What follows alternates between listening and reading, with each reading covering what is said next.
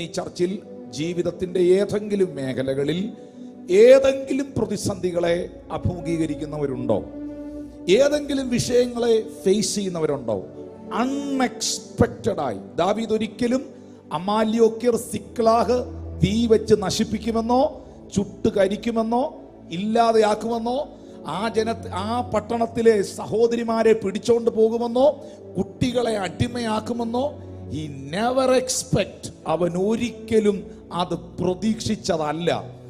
പ്രിയ ദൈവമക്കളോട് പരിശുദ്ധാത്മാവ് പ്രവചനാത്മാവിൽ പറയുന്നൊരു സത്യം, നീ പ്രതീക്ഷിക്കാത്ത പ്രതിസന്ധികളിലൂടെ ഇന്ന് പകൽ നീ കടന്നു പോകുന്നെങ്കിൽ, നീ പ്രതീക്ഷിക്കാത്ത ചില നഷ്ടങ്ങൾ നിന്റെ ജീവിതത്തിൽ സംഭവിച്ചെങ്കിൽ, നീ പ്രതീക്ഷിക്കാത്ത ചില മനോഭാരങ്ങൾ നീ അനുഭവിച്ചു കൊണ്ടിരിക്കുന്നെങ്കിൽ, സ്വർഗത്തിലെ ദൈവം നിനക്ക് നഷ്ടപ്പെട്ടതിനെ വീണ്ടുകൊള്ളുന്ന ഒരു പകലാക്കി ഈ പകലിനെ കർത്താവിനെ തീർക്കാൻ പദ്ധതിയുണ്ട്.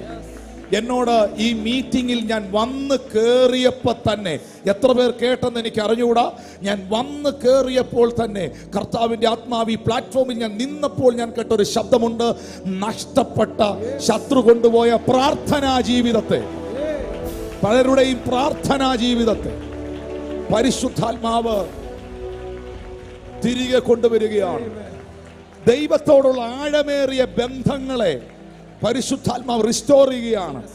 ഇനി അങ്ങോട്ടുള്ള ചില ആഴ്ചകൾ, അങ്ങോട്ടുള്ള ചില മാസങ്ങൾ, അങ്ങോട്ടുള്ള ദിനങ്ങൾ നിനക്ക് ദൈവ സാന്നിധ്യത്തിൽ നിന്ന് മാറാൻ കഴിയാത്തതുപോലെ, നിനക്ക് കർത്താവിന്റെ സാന്നിധ്യത്തിൽ നിന്ന് അകലാൻ കഴിയാത്തതുപോലെ, എന്തോ നിന്നെ വലിച്ചടിപ്പിക്കുന്നത് പോലെ സ്വർഗത്തിലെ ദൈവം അവന്റെ സാന്നിധ്യത്തിനകത്തും അവന്റെ കൃപയ്ക്കകത്തും അവന്റെ അഭിഷേകത്തിനകത്തും നിന്നെ മറയ്ക്കുന്ന ദിനങ്ങളാക്കുന്നു.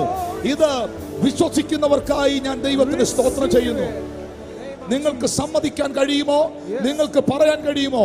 ശത്രു സിക്ലാഗ് കത്തിച്ചതുപോലെ, ദാവീദിന്റെ പട്ടണത്തെ തകർത്തതുപോലെ, ശത്രു തകർത്തെറിഞ്ഞ എന്റെ പ്രാർത്ഥനാ ജീവിതത്തെ, ശത്രു തകർത്തെറിഞ്ഞ എന്റെ കുടുംബ ജീവിതത്തെ, ശത്രു തകർത്തെറിഞ്ഞ എന്റെ തലമുറകളെ, ശത്രു തകർത്തെറിഞ്ഞ എന്റെ നന്മകളെ, ശത്രു തകർത്തെറിഞ്ഞ എന്റെ ആരോഗ്യത്തെ, ശത്രു തകർത്തെറിഞ്ഞ എന്റെ സാമ്പത്തികത്തെ ഇന്ന് പകൽ വീണ്ടുകൊള്ളുന്ന,